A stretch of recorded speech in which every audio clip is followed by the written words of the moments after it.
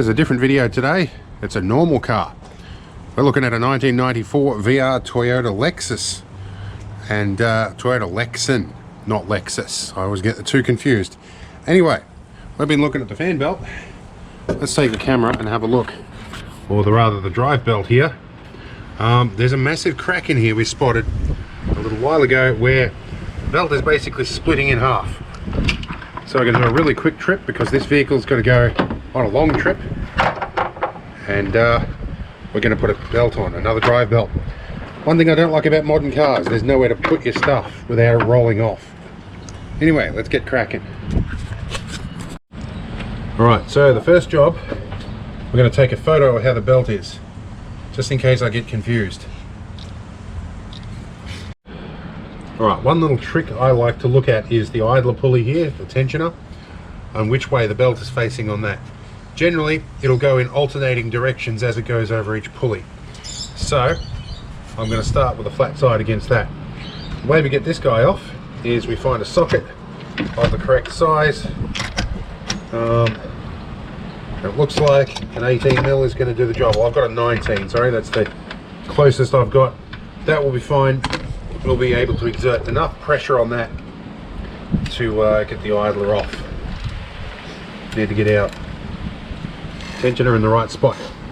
We pull that up and we pop our belt off and we can let that go. Now we can unthread the belt. I do like when the idlers are at the top, unlike the Jeep Liberty that my wife likes or loves. Alright, there's our belt coming off. There's our crack. She is shagged. You do not want that belt on your vehicle. Alright, let's unravel our other one and see if it's the right length. Okay, so it's now raining, but luckily I'm half undercover.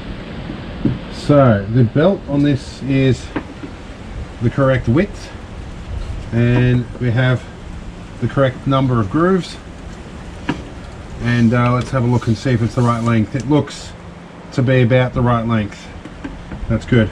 The faded number was hard to see, but the number on this does indicate the length of the belt. So we're going to start by popping this guy under here. And that gives us an idea of where it should go. The other indicator is you've got notched pulleys where the grooves go in and flat ones where they don't go.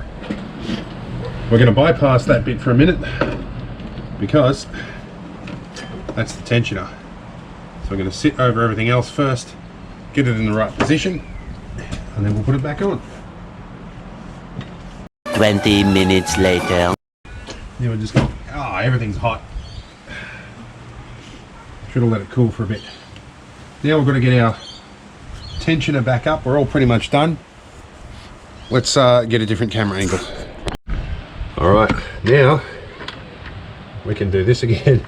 This is the tricky bit because I've got to get that up and this under. This almost requires a couple of people.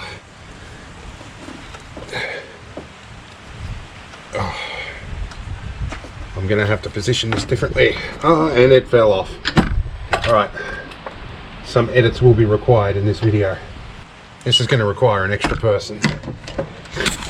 I'm going to do that one. Yep, okay. So you want to tension it. That might give me a better chance of getting it on. I've got to get up here a bit. Yep. Oh, that's so close. Oh. Yep. Alright, and yep, that's good. Alright, we'll take another crack at it in a minute because I've still got to move this belt on the harmonic balance down here. So, do you want to take the tension off again? Yep, I can do that. And I'll push this over onto the grooves. No. It'll come up to a stop and that's as far as it goes. You don't need to put lots of force on. Okay. There we go. Alright, she's on. Right, the rest should align itself now.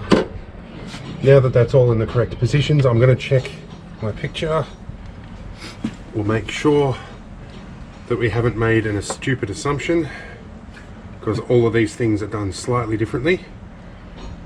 So we are under the tensioner, we are over that which I think is power steering, we are over the alternator, we're around the water pump, we are around the air conditioning pump and we are coming back. Yes, we've got that in the correct position. Okay.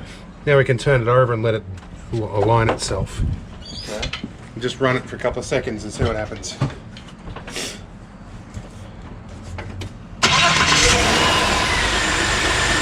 There we go. Now you would have seen the idler pulley here drop down, and that is after everything's settled into the grooves properly. A little bit of extra tension showed up and that idler pulley dropped. The water pump here, it's centralized itself nicely. It's not running on the lips of any of these grooved pulleys. I think that's an easy job done. Anyway, job's done. We'll see you in the next one.